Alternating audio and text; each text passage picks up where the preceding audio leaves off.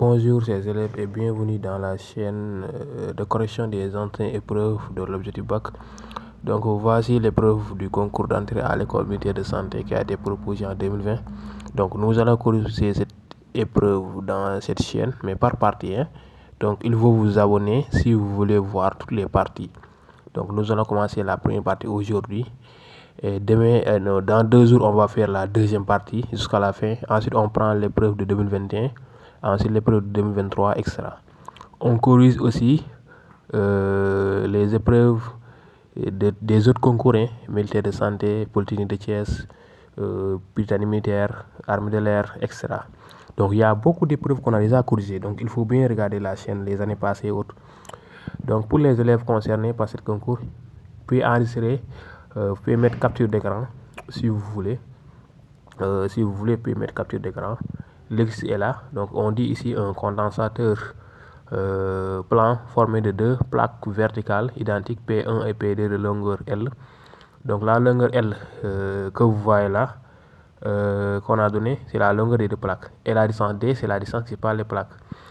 On a donné U0 qui est positif. Ensuite, il y a une masse M égale 8, c'est la boule au point O si vous regardez bien ça qu'on a mis là-bas. Donc la première question c'est faire le bilan des forces. Donc c'est ça qu'on va faire. Mais avant tout, nous vous demandons de vous abonner si vous vous intéressez. Donc pour tous les élèves, ça concerne tous les élèves terminale, première, S, parce qu'on corrige aussi des exercices et tout ça. Donc c'est une manière de nous soutenir. Donc capturez si vous n'avez pas l'épreuve. Je voulais aussi dire, pour avoir les épreuves, donc vous pouvez aller sur notre page Facebook. Dans la page Facebook, on partage toutes les épreuves. Même les épreuves des autres matières, français et les autres, on partage ça là-bas. Donc ça, c'est l'épreuve 2020. Même si vous allez sur l'internet, vous cherchez l'épreuve 2020, vous allez avoir ça. Ou bien aussi l'épreuve est là devant vous, vous pouvez capturer. Donc il faut faire des recherches pour avoir l'épreuve. N'oubliez pas aussi de vous abonner ici et aller dans notre page Facebook. Voilà, donc je vais mettre le lien de la page sur la description ou bien sur le premier commentaire. Aussi posez vos questions en commentaire. Voilà, donc on va attaquer l'exercice rapidement. 3, 2, 1. Donc la première force qui vient automatiquement c'est le poids. Donc, puisque la masse c'est 8. Donc il y aura le poids. Maintenant, puisqu'on a un fil aussi, il y aura la tension du fil. Et maintenant, on a dit que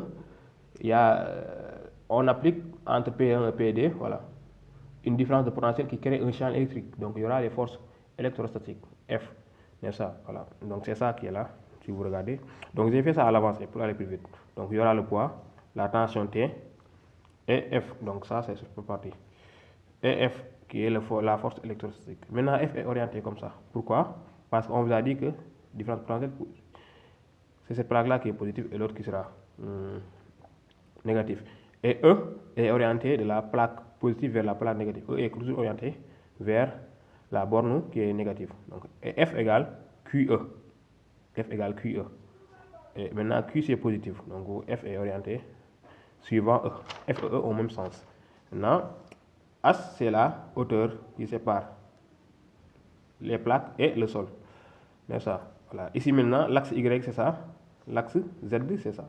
Donc il faut bien lire souvent dans les concours parce que on a l'habitude de mettre ici Y vertical, X horizontal, mais ici il n'y a pas X, ils ont dit Y et Z. Et la tension fait un angle alpha avec l'horizontal. Donc ça c'est exactement la figure. Donc la première question qu'on demande maintenant après ça, c'est de faire le bilan des forces qui s'exercent à l'équilibre, puis les représenter. Donc c'est ce que j'ai fait. Donc j'ai représenté voilà, le bilan des forces, c'est cité seulement, dire que c'est T, P, F. Donc cette question c'est pas compliqué. Maintenant deuxième question, qu'est-ce qu'on dit? Deuxième question, c'est la question 1-1-1. Donc là-bas, ce qu'on vous demande, c'est de faire le bilan des forces extérieures appliquées à la boule, puis les représenter. Donc c'est ce que j'ai dit tout à l'heure. Maintenant, la question 2. Donc ici, bon, ça c'est le bilan que j'ai cité tout à l'heure. Maintenant, la question 2. Question 1, 1, 2. Qu'est-ce qu'on dit dans cette question? Cette question, on dit exprimer l'angle alpha. L'angle alpha. Exprimer l'angle alpha en fonction des grandeurs notées, l'angle alpha en fonction de Q, M, G, D et U0. Voilà, c'est ça qu'on demande. Maintenant, pour cela aussi, c'est pas compliqué. Donc, pour exprimer l'angle alpha, il faut faire la condition d'équilibre. Voilà. Condition d'équilibre, c'est quoi? Somme des forces extérieures égale 0. Et quelles sont les forces? Il y a le poids plus... Non, égale MA, excusez-moi. Égale MA. Ici, il y a l'accélération. Plus T, plus...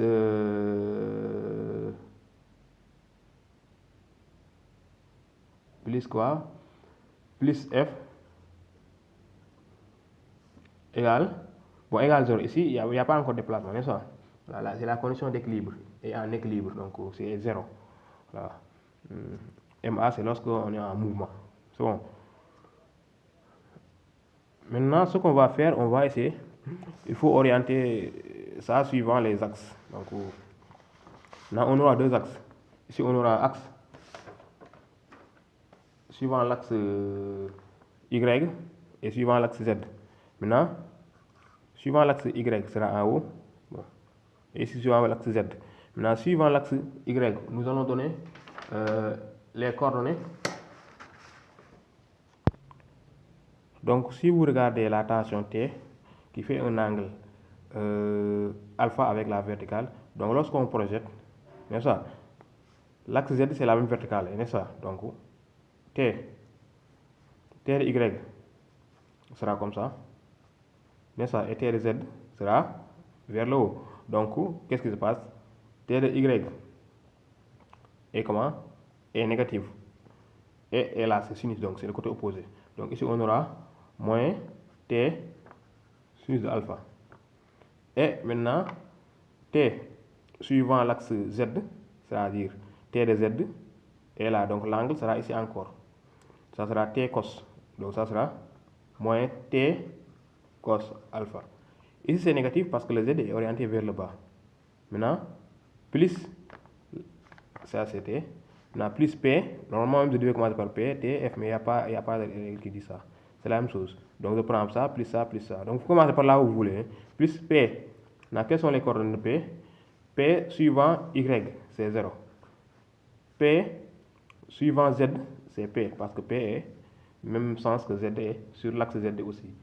Plus maintenant, les coordonnées de F.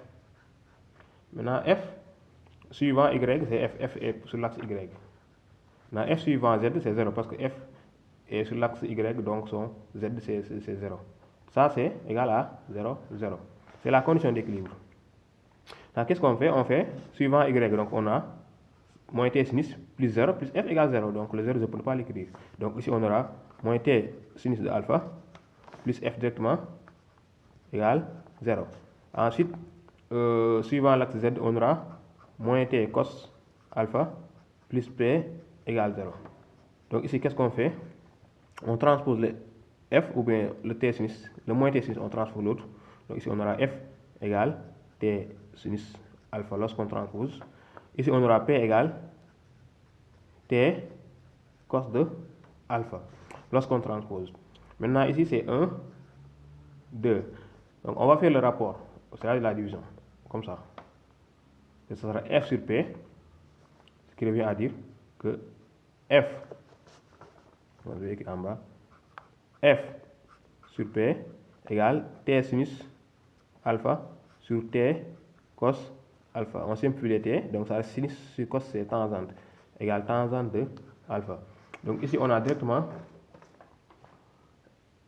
F sur P égale tangente de alpha. C'est bon.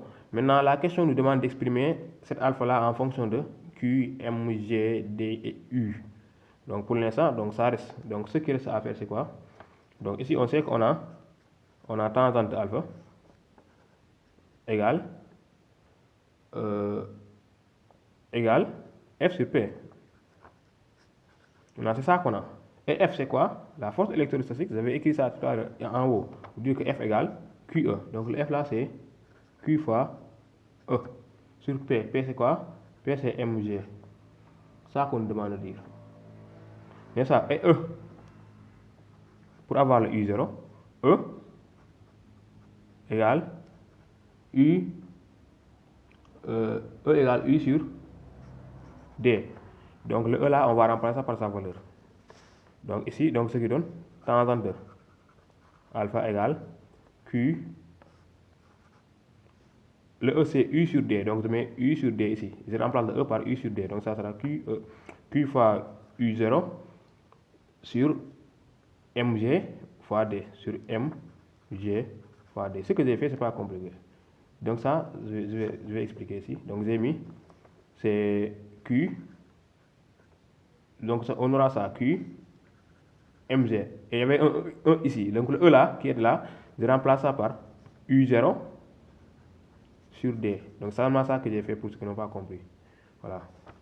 Donc ici, on a tangente alpha égale QU0 mgd. C'est ça la question. Exprimer alpha en fonction de QU0 mg et D.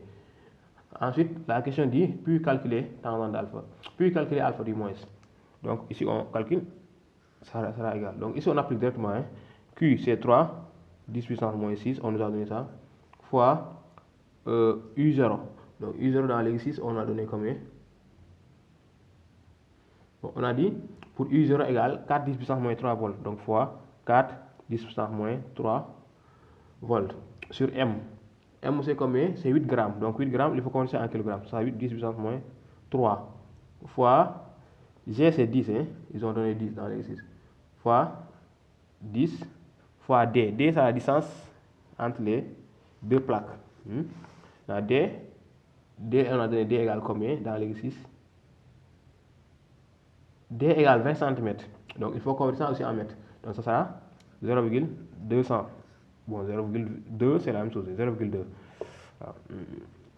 Égal maintenant, si vous calculez ça, c'est ça qu'il faut calculer, hein, n'est-ce pas? Donc je n'ai pas besoin de calculer ça. Vous pouvez calculer directement. Et vous allez avoir tangente alpha. Et pour avoir alpha, donc alpha sera shift, vous allez mettre avec la machine, shift plus tangente moins 1. Voilà, ça va vous donner alpha. Maintenant, ici, si on met tangente alpha égale ça, maintenant avec ça, après calcul, quand vous mettez shift, bon, je vais calculer directement, attendez, calcul, voilà, à ça, ensuite je mets shift plus tan moins 1 du résultat, ce qui me donne 37 presque, hein. Donc alpha, on trouve 36,9 degrés. Bon, vous pouvez calculer encore si vous voulez, donc les calculs c'est pas compliqué, n'est-ce pas? Maintenant, la question suivante, la question 1-2. Question 1-2, on coupe ensuite le fil, libérant ainsi sans vitesse initiale à partir du point 0 la boule. Donc ce qui se passe c'est quoi? Il y avait un fil, et c'est le fil là qui maintient la boule. Maintenant on coupe ici le fil. Qu'est-ce qui se passe? Donc la boule sera libérée. Sans vitesse initiale maintenant, sera libérée. Maintenant ensuite ce qu'on vous demande c'est quoi? Lorsqu'on coupe le fil, donner le bilan des forces qui s'exercent sur la boule. Maintenant, lorsqu'on coupe le fil, qu'est-ce qui se passe? Il n'y aura plus de tension parce qu'il n'y aura plus de fil là-bas. N'est-ce pas? Voilà. Donc, il n'y aura plus de tension. Et le bilan des forces lorsque le fil est coupé sera F et P seulement. Il sera libéré dans sa vitesse initiale et la boule va se déplacer comme ça, suivant F. Maintenant, le déplacement, de toute façon, sera comme ça. Maintenant, que ça soit comme ça, ou bien directement, ou bien comme ça, mais ça sera vers la plaque négative. C'est bon? Voilà. Donc ici on dit on coupe ensuite le fil, faire le bilan des forces appliquées à la boule, puis appliquer le théorème du centre d'inertie. Donc lorsqu'on coupe le fil, quelles sont les forces qui s'exercent? Il y aura la force électrostatique qui s'exerce, il y aura le poids, mais la tension va partir, n'est-ce pas? Donc il y a des condensateurs et les deux plaques restent. La seule force qui part, c'est la tension. Donc lorsqu'on coupe le fil, on aura bilan des forces égale les forces qui s'exercent, c'est bilan des forces égale P et la force électrostatique. Voilà. P et F. Maintenant, ensuite, on demande appliquer les théorèmes du centre d'inertie. Voilà. Donc, pour appliquer le théorème du centre d'inertie, c'est quoi? C'est P plus F égale M fois vecteur accélération. Voilà, c'est ça. Maintenant, si vous lisez bien, on a dit faire le bilan des forces d'inertie, déterminer les combos, puis par application du théorème du centre d'inertie, détermine les composantes de son accélération.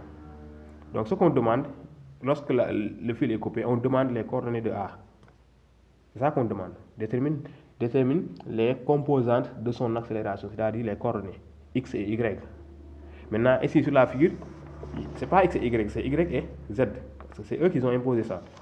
Donc ce qu'on demande, c'est A, les coordonnées de A. AX, non, AY et AZ. Maintenant, lorsque le fil est coupé, il y a P et F qui s'exercent. Donc on va faire P plus F égale M A. Et on va tirer A ici. Donc ici, qu'est-ce qu'on aura? Lorsqu'on tire A, on aura A égale. Donc c'est pas complet, on dit A égale, on divise par M, voilà, égale P sur M plus F sur M, voilà. Donc ici, il n'y a rien de compliqué. Donc ce qu'il faut savoir, c'est que P égale mg. Donc ça, c'est égal à P, c'est mg. Donc ça sera mg sur M. Les M se simplifient, il va rester G seulement. Plus F. Maintenant, comment calculer F? F égale QE. Donc F, c'est QE. QE sur M. Donc c'est ça qui est égal à A. N'est-ce pas? Maintenant, on n'a pas encore répondu à la question. Hein. La question demande A, Y et AZ.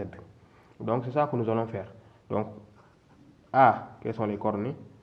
A, Y et A, Z. Voilà. A, Y égale AZ égale. Puisque c'est A qui est A, donc A, Y, c'est Z, Y, plus Q fois E, Y. Ici, les vecteurs, il y a le vecteur G et le vecteur E. E, c'est le champ électrique. Électrostatique, n'est-ce pas? Voilà.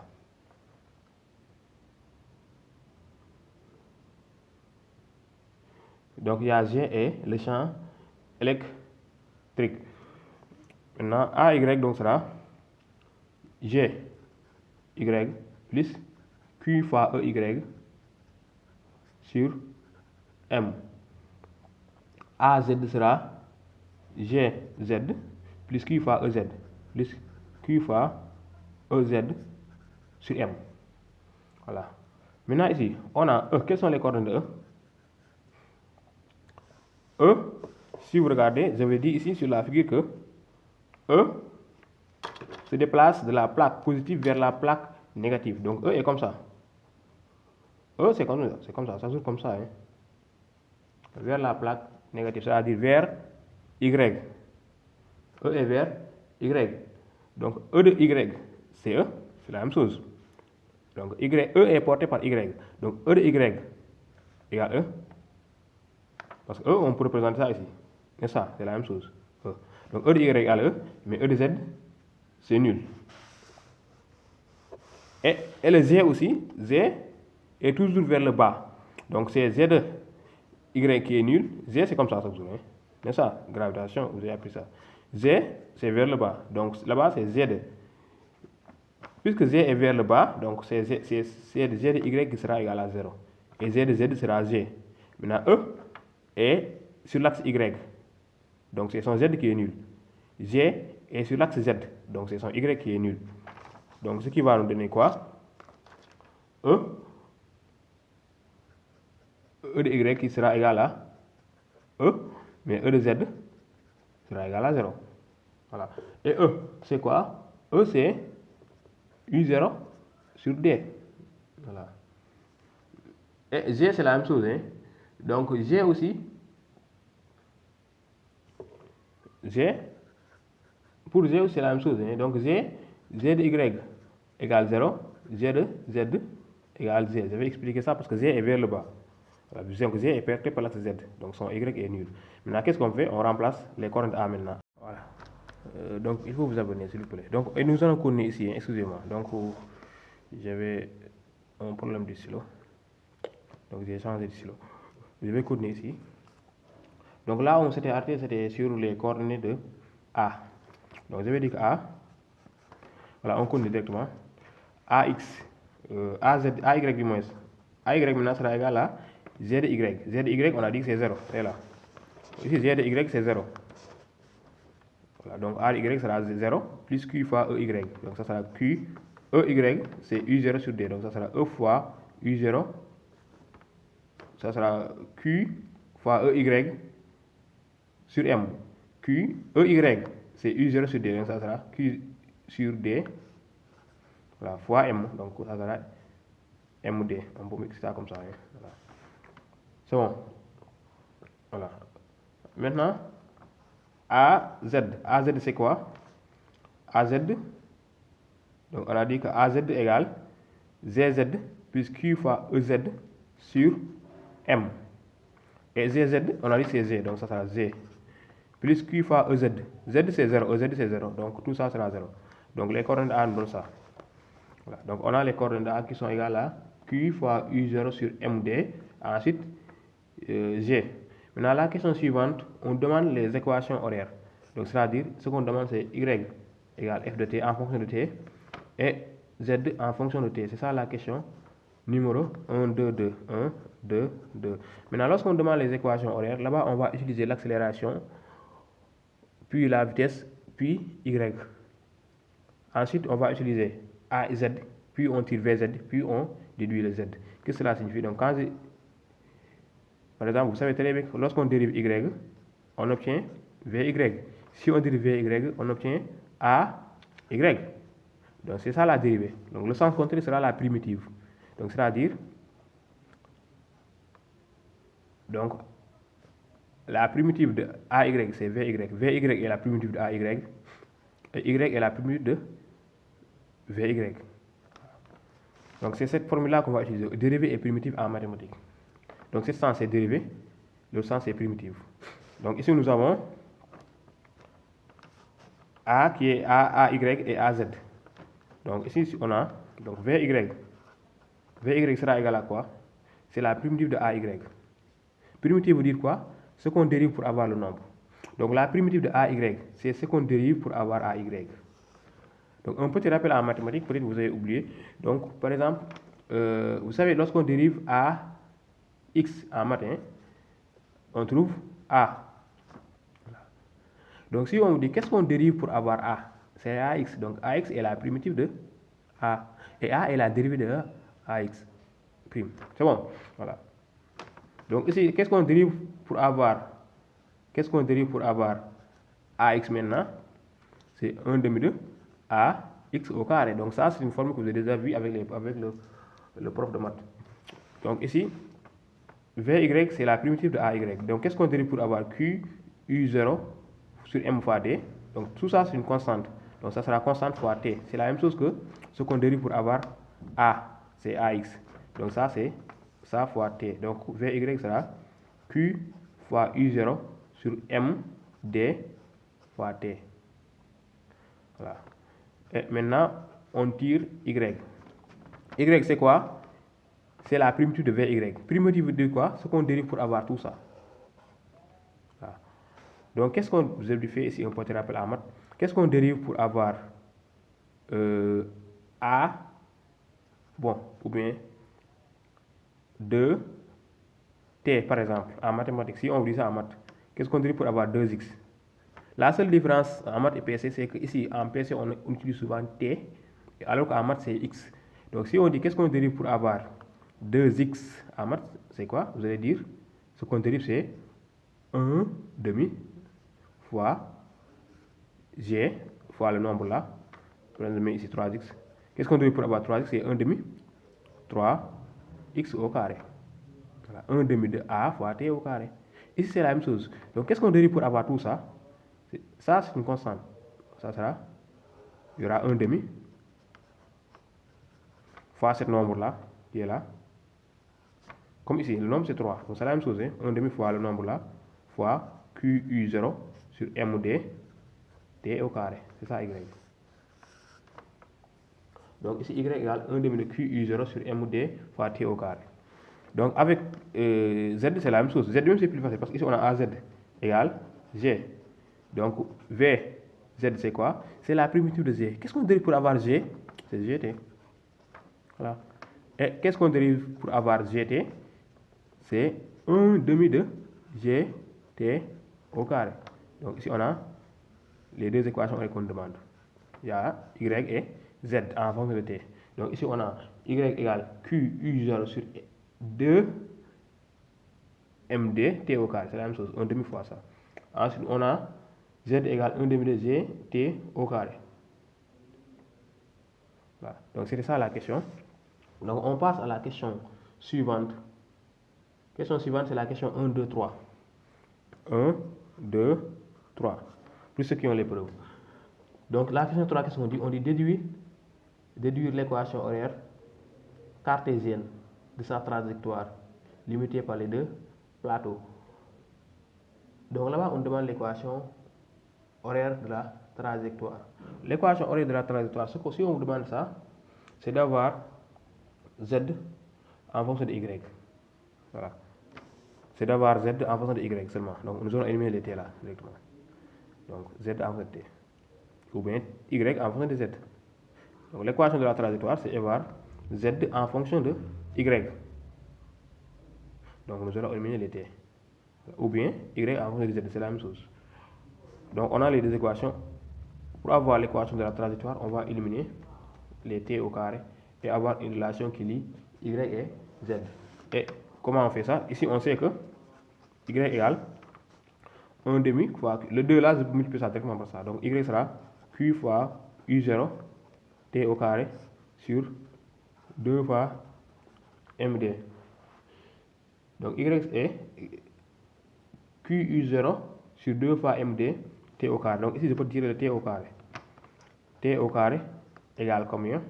Donc ici, on va tirer. Et lorsqu'on tire, on fait produit moins R de sérum. Donc ici, donc ça sera QU0 fois 1 qui sera en bas. Voilà, donc ça sera QU0 fois 1. Le 1, je ne l'écris pas. Donc en haut, qu'est-ce qu'on aura? En haut, on aura Y fois 2 MD. Donc ça sera 2 fois MD fois Y.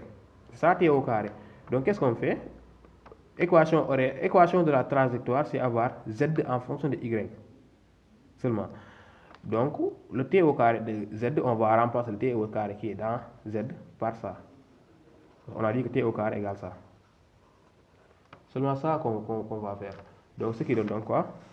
On a Z égale 1 demi de G fois T au carré. T au carré, on remplace par sa valeur. T au carré, on remplace par 2 fois MD Y sur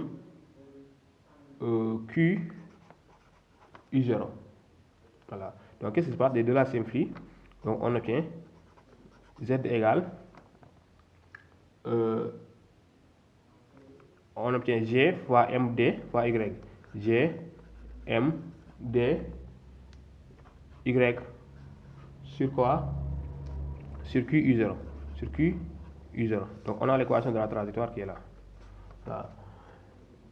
Maintenant, sa nature, ça c'est une droite. Hein? C'est Y, Z égale un nombre fois Y. Donc ça c'est une droite. Si il y avait au carré, vous allez dire autre chose, n'est-ce pas? On demande sa nature. Donc sa nature c'est une droite. Maintenant,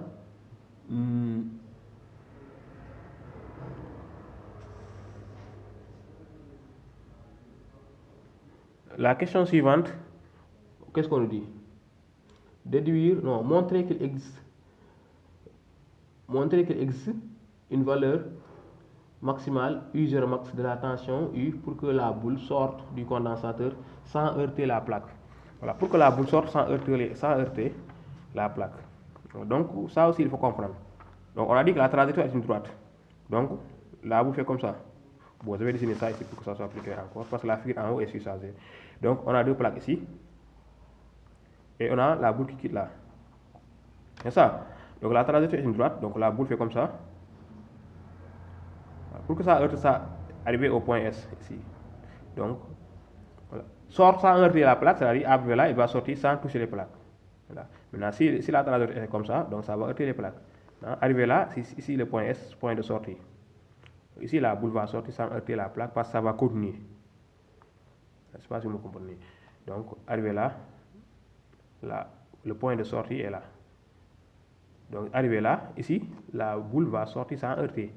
Pourquoi? Parce que la trajectoire est une droite. Donc, il va courber cette même ligne-là pour courber. Maintenant, lorsqu'on fait comme ça, c'est pas bon parce que ici, la boule va heurter la plaque, c'est ça, si on courbe. Parce que la trajectoire est une droite, donc c'est la même droite qui courbe. Donc, on constate que c'est ici le point S de sortie où la boule va sortir sans heurter la plaque. Et quelles sont les conditions d'abord pour que la boule sorte sans heurter la plaque? Donc, ici, on sait déjà que Z de S, c'est égal à la longueur des plaques. Le S là, le point de sortie. Donc, pour que la boule sorte sans heurter la plaque, sans heurter la plaque, ou bien les plaques, les deux plaques. Bon, dans les plaques, mais c'est cette plaque-là qu'on dit, la plaque négative. Sans heurter la plaque, quelles sont les conditions?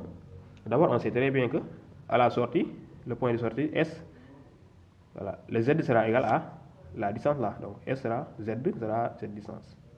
La boule sort. Donc dès que Z dépasse cette distance, ça va sortir. Donc soit S le point de sortie. Donc si S est le point où la boule va quitter cette maison-là, donc son Z sera la longueur. Donc ici, Z égale à la longueur des plaques qui est L. Voilà, la figure est là. La longueur des plaques, c'est grand N. Et D, c'est la distance entre les plaques. Et qu'est-ce qui se passe maintenant avec le Z? Son Y maintenant. Y de S, c'est comme ça. Y de S, c'est ça. Donc, vous voyez que Y de S est plus petit que D. Voilà, D est là. Donc, ici, Y aussi est plus petit ou égal à D. Voilà. Parce que si Y de S est égal à D, la boule va toucher la plaque. C'est ça. Donc, ce qu'on évite, c'est que ça sort sans heurter la plaque. Donc, on évite que Y soit plus grand que D. Voilà. C'est bon. Voilà. Ça peut être égal à D. Si Y est égal à D, donc la boule sera ici et ça va continuer comme ça. C'est bon. Voilà. Ça, les deux conditions. Maintenant, qu'est-ce que nous allons faire maintenant? On sait que Z égale. Et la question, c'est quoi? Je lis la question. La question, c'est calculer la tension U0 max. N'est-ce pas? Et on sait que Z, à la sortie, Z doit être égal à L. Et ici, tout à l'heure, on a montré Z en fonction de Y. Ici, il n'y a pas au carré. Donc, c'est Z, ça, Y. Donc, ce que nous allons faire, on va prendre le Z là et on remplace ça par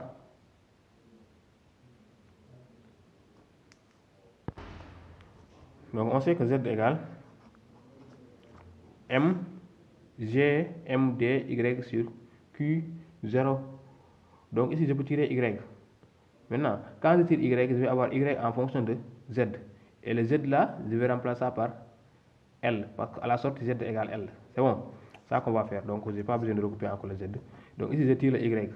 Donc ici quand on tire Y maintenant, qu'est-ce qu'on aura? On va faire le croisement.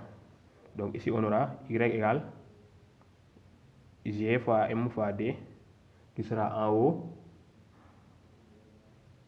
C'est ça, donc allons-y. Y égale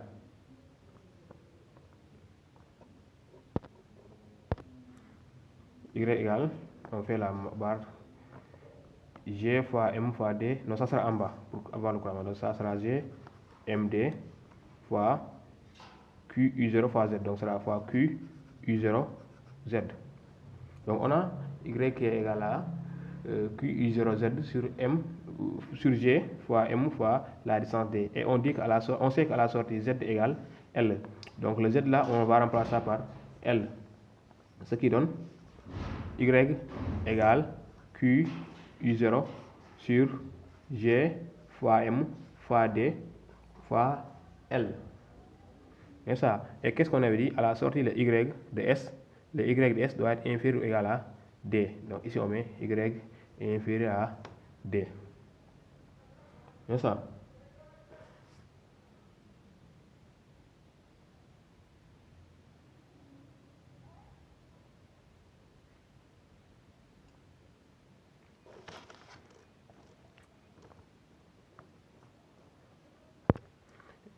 Très bien. Maintenant, ce que nous allons faire, on va tirer le I0 là, qui sera le I0 max.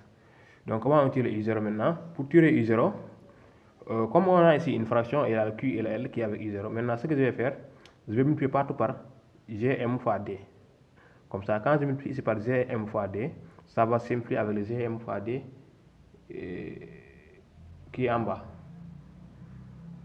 Il va rester le QL. Maintenant, ici, il va rester GMD. J'explique, je m'explique, je vais faire ça. Donc, ici, ce que je vais faire, c'est quoi? Je multiplie ici par GM fois D, ce qui est en bas. Mais je dois le mettre ici encore. GM fois D pour que ça soit correct. Pour que ça soit correct, c'est ça que je dois faire. Maintenant, qu'est-ce qui se passe? Le GMD là et le GMD qui est en bas se simplifient. Donc, il va rester quoi? Q U0 L qui sera inférieur à D fois G fois M fois D. Maintenant, puisque le Q est positif, je divise partout par QL. Donc, ce qui reste quoi? Qu'est-ce qui reste?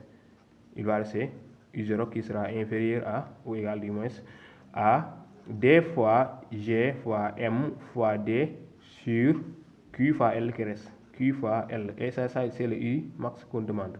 Et ça, c'est la tension maximale à la sortie pour que la boule puisse sortir. N'est-ce pas? Voilà. Pour que la boule sorte, c'est ça. Donc ici, il n'y a pas de grand chose qui est compliqué ici. Maintenant, ce qu'on demande, c'est quoi? C'est de calculer la tension max. Maintenant, la tension max, c'est quoi? La tension max, c'est D fois M fois G sur QL. Voilà. Au minimum, pour que ça, la boule puisse sortir, la tension doit être inférieure ou égale à ça. Donc ici, U0 max égale D fois M fois D sur QL. Et vous remplacez et vous calculez. C'est ça. Seulement ça qu'on demande.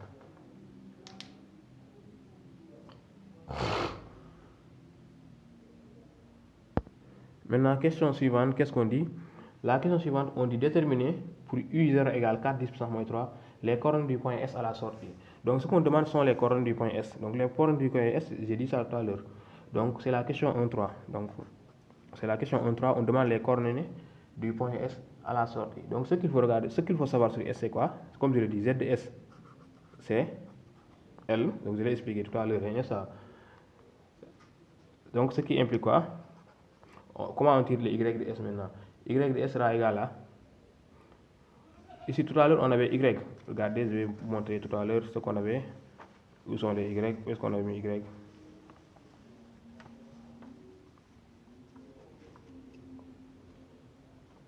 C'était où encore? Oui, c'est là, hein? Voilà, ça que je cherche, le Y est là. Donc, on avait Y égale Q fois U0Z. D'où est-ce que ça vient? Ça vient de l'équation horaire Z. Non, ça vient de l'équation cartésienne de la trajectoire. Donc, on avait Z égale GMD Y sur Q U0. Et ici, lorsqu'on tire Y, on avait obtenu Y égale Q fois U0 fois Z sur G fois MD. Et pour le point S, ce qu'il faut faire, c'est quoi? Pour le point S, il faut dire que Z égale L. Donc, pour le point S, le Y de S sera égal à Q fois U0 fois L. Le Z sera remplacé par L sur G fois M fois D. Donc là-bas, il n'y a pas de problème. Ça sera Q U0 fois L sur G fois M fois D. Donc on a le Y de S. Et le Z de S, c'est L. Donc les coordonnées, c'est quoi? C'est L. Z de S égale L. Et Y de S, c'est Q fois L fois U0 sur G fois M fois D. C'est ça. Maintenant, on demande de calculer, bien sûr. Donc, pour calculer, voilà, on vous a tout donné, donc il faut seulement remplacer. Maintenant, on passe à la question suivante. Maintenant, la question suivante, qu'est-ce qu'on dit? Calcule dans ces conditions la durée OS. Donc, la distance entre O, le temps mis, la durée c'est le temps entre OS. O est là, à la sortie. Voilà. Donc, le temps de départ, voilà, le temps que la boule a mis avant de sortir. C'est ça qu'on demande, la distance, le temps. Voilà, comment nous allons calculer ça?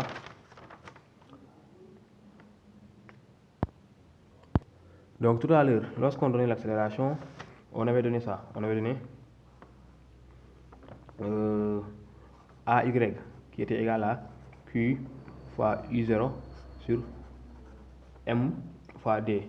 Et AZ qui était égal à Z. Donc tout à l'heure, si vous retournez, on avait déjà montré ça. C'était la question précédente. Donc ici, on avait dit pour obtenir V de Y et V de Z.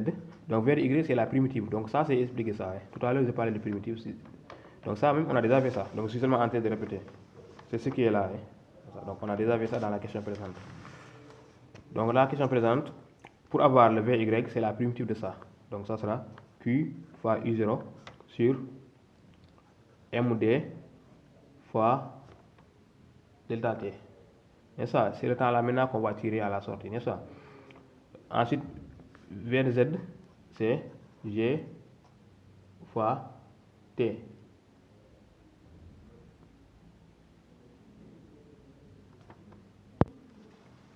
N'est-ce pas? Donc ici, ce que nous allons faire, si c'est possible de tirer le temps ici, on va le faire. Mais si ce n'est pas possible aussi, on va continuer. N'est-ce pas? Et ça, c'est que ça, c'est à la sortie. Donc on va mettre V, S sortie, VZ à la sortie S, n'est-ce pas? Donc ici, on va tirer Y. Donc tout ce que j'ai fait là, je l'avais déjà fait ici. Donc c'est là où vous avez déterminé Y et X. Donc c'était la question précédente. Maintenant, je vais tirer Y encore. Maintenant, Y, on avait dit que Y, c'est la dérivée de V, Y. Donc Y de S à la sortie, ça sera 1 demi de ça fois T au carré. Donc ça sera 1 demi de Q U0 sur MD T au carré, ça Y. N'est-ce pas? Maintenant, Z c'est la même chose. Z c'est la Z de S à la sortie, c'est la dérivée de GT. Donc ça sera 1 demi de GT au carré. Maintenant, la question c'est tirer le temps d'abord. On demande le temps. Ensuite, la question suivante, on demande V. Donc le temps, comment on peut tirer le temps? Ici, bon, oui, très bien. On sait qu'à la sortie, Z est égal à L. Donc à la sortie, Z est égal à la hauteur, n'est-ce pas, des plaques. Donc à la sortie, Z est égal à L. Donc le Z là, on met égal à L et on tire le T ici. C'est ça qu'on va faire. À la sortie, Z est égal à L. Voilà. Maintenant, donc, on aura ici 1 demi de GT carré qui est égal à L. Maintenant, on tire le T au carré. Donc, pour tirer le T au carré, on multiplie par 2. Donc, ici, on aura G fois T au carré égale 2 fois L. Donc, T au carré sera égal à 2 fois L sur G. Donc, ce qui dit quoi que T égale 2 fois L sur G racine carrée. Voilà. Maintenant, ça sera égal à racine carrée de 2. L c'est égal à combien encore? L c'était la longueur, c'est la longueur même qui est égale à 25 cm. Donc 25 cm c'est 0,25 sur G qui est égal à 10 racine carrée. Donc ce qui donne combien? T égale combien? 2 fois 0,25 sur 10 ça racine carrée, ça donne 0,224 secondes. Donc le temps c'est 0,224 secondes. Maintenant, question suivante. Après le temps, on demande calculer la vitesse de sortie, VS. Voilà. Calcule, dans ces conditions, la durée, on a fait ça. Ensuite, calcule la valeur VS du vecteur vitesse à la sortie. Voilà. Donc, ce qu'on demande, c'est la valeur du vecteur vitesse VS. Donc, on demande VS, sa valeur. Donc, ce qui est plus facile ici, pour avoir VS, on passe par les coordonnées, parce qu'on connaît déjà les coordonnées. On connaît VY de S, VZ de S. Et norme de VS sera grand racine carrée de VY de S au carré plus VZ de S au carré. Donc norme égale somme des abscisses au carré plus somme des ordonnées au carré. Donc ça sera VY de S au carré plus VZ de S au carré. C'est ça. Arrivé là maintenant, je vais expliquer. Parce qu'il n'y a plus rien, il n'y a pas de grand calcul à faire ici. Norme de V, c'est la somme de ses coordonnées au carré. Maintenant, ici, je mets S parce qu'on demande au point S à la sortie. À la sortie, Z égale L. C'est clair? Maintenant, ici, pour calculer VS, donc il faut calculer VYDS d'abord. Et comment on calcule VYDS? Pour calculer VYDS, puisqu'on connaît, on connaît le temps, maintenant, pour calculer VYDS, ça sera le temps, on remplace le temps par sa valeur. Q, on connaît Q. U0, on connaît ça. M, on nous a donné ça. D, on nous a donné ça. Donc, on nous a donné Q, U0, M, D, on nous a donné ça. Et le temps, on connaît. Donc c'est facile de calculer V, Y, ds. Pour calculer V, Z, ds ici, c'est la même chose. Z, on connaît c'est 10. T, on connaît. Voilà. Donc on calcule V, ds, V, Z, ds.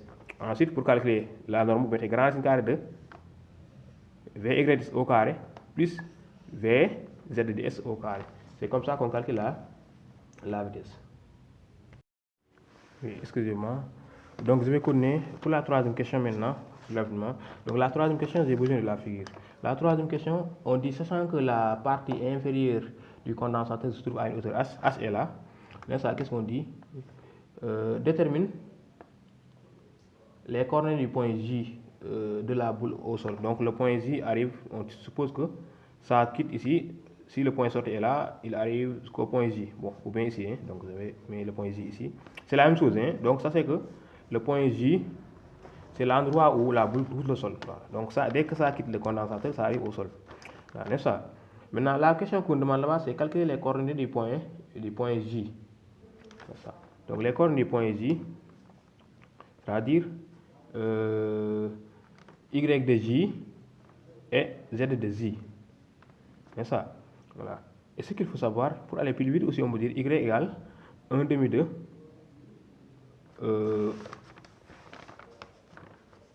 donc 1 demi de c'est Y égale 1 demi de AT carré plus V0T plus X0. Donc ça sera Y égale 1 demi de A, n'est-ce pas? A Y J bien sûr.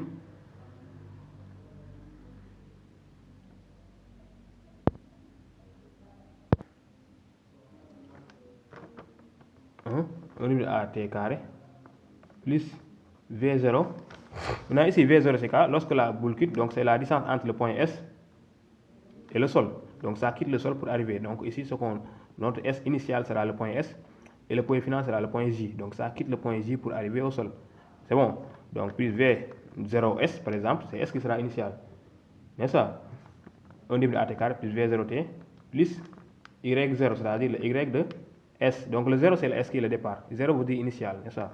Maintenant Z de X égale 1 demi de A Z T carré plus V0S, bon, de Z bien sûr. Hein. Ici il y a Y plus Z S. S c'est l'initial, n'est-ce pas? Voilà. Maintenant, ce que nous allons faire rapidement, c'est calculer AY, AS. Donc, lorsque la boule quitte le point S pour tomber ici directement, donc ça tombe sur l'effet de son poids, n'est-ce pas? Donc, il n'y a plus une autre force. Parce que là, ça a quitté le champ, donc il n'y a plus une autre force ici. Il n'y a que le poids qui s'exerce. Donc, ici, entre S et J, il y a seulement le poids qui s'exerce. Donc, le théorème du centimètre sera P égale M fois A. N'est-ce pas? P égale MA. Maintenant, on tire A. Donc, A sera égal à P sur M. Et P, c'est égal à MG. P égale MG. Donc, quand vous mettez MG sur M, les M se simplifient. Donc, ici, vecteur 1, A égale G vecteur. Donc, ce qui veut dire quoi? Que on cherche A, Y, A, Z. Ensuite, on remplace sur les coordonnées J. On répond à la question. N'est-ce pas? Voilà. Donc, la question, c'est ça seulement. Donc, A, Y, donc A aura pour coordonnées A, Y, A, Z. Puisque A égale Z, donc A, Y sera aussi à G, Y. A, Z sera égal à G, Z. Maintenant, ici, le G, c'est la gravitation qui est toujours vers le bas. Donc, G est sur l'axe des Z. Donc, Z de Z sera égal à G. Et Z de Y sera égal à 0. Donc, autrement dit, A, Y égale 0, A, Z égale G. C'est bon. Très bien. Donc, excusez-moi. Donc, ce qui veut dire quoi? Donc, c'est Fanny. Donc, ce qui veut dire quoi? Que le point J aura pour coordonnée Y de J sera 1 demi de AY. Et AY sera 0. Comme ça, donc, tout ça sera 0. Donc, le Y de J sera directement VS. Et VS, on avait déterminé ça tout à l'heure. N'est-ce pas? Lorsqu'on demandait les coordonnées de V à la sortie. Donc, VS, on remplace par sa valeur était plus Y de S. Ensuite, Z de J sera 1 demi de A fois Z de J. Maintenant, Z de J, non, AZ de J du moins, c'est égal à Z, donc ce sera 1 demi de G fois T au carré plus V 0Z. Donc Vs de Z, c'est-à-dire Vs, le Z de Vs, on a cherché ça tout à l'heure. Parce que la question présente, on avait demandé de calculer les coordonnées de Vs, c'est-à-dire V et Y de Vs de Y et Vs de Z. Donc on a cherché ça tout à l'heure. Donc vous regardez, vous remplacez par sa valeur. Et Z de S, on a ça aussi, c'est L. N'est-ce pas? Donc le travail c'est là. Maintenant pour la dernière question, qu'est-ce qu'on dit? La valeur de la vitesse Vj. N'est-ce pas? Donc, avant de continuer, je vous demande quand même de vous abonner pour nous soutenir et de partager, s'il vous plaît. N'est-ce pas? Parce que bientôt, après la semaine prochaine, non, ça c'est l'exercice 1. Donc, l'exercice 2, on va mettre ça en jour, dans 2 jours. On va envoyer ça, l'exercice 3, l'exercice 4, n'est-ce pas? Non, même on peut envoyer l'exercice 2 demain, Inch'Allah.